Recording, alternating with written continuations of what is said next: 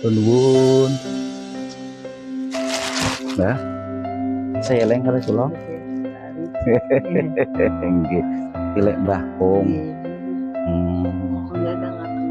Nggih, nggih. Berarti Mbah Kung niki lumpuh pun dangu nggih. Dangu pun 17 tahunan pun. Oh, nggih Mbah.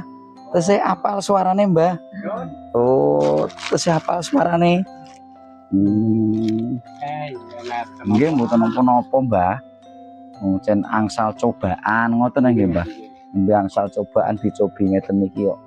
Paringi sakit nggih sing sabar. Pataan dinas iki Oh. niku mau kengetan. Tesih eling suarane nggih. Nggih. Pun dangu berarti nggih jan 20 tahun lebih nggih. Sakit. 21. Sekitar 21 tahun. Niki kan informasi tahun anyar. Niki sakit nggih.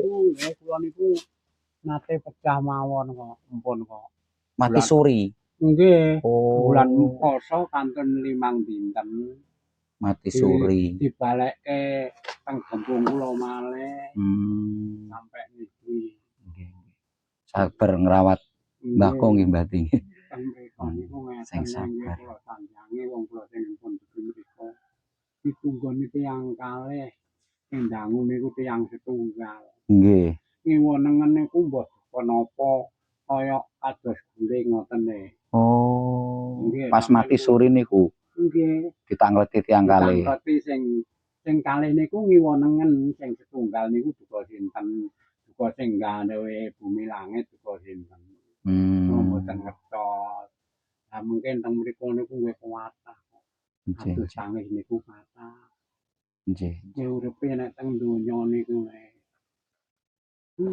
Kados kula ngoten iki nggih. Mbah napa mboten anu wong kula niku nek enten tiyang klepethung kula tulungi kok nek tempor. Pokoke aja lali tulung sing apik ngoten nggih, Mbah. Mboten Nggih. niku sing tak niku nggih dijini kalih Allah kok.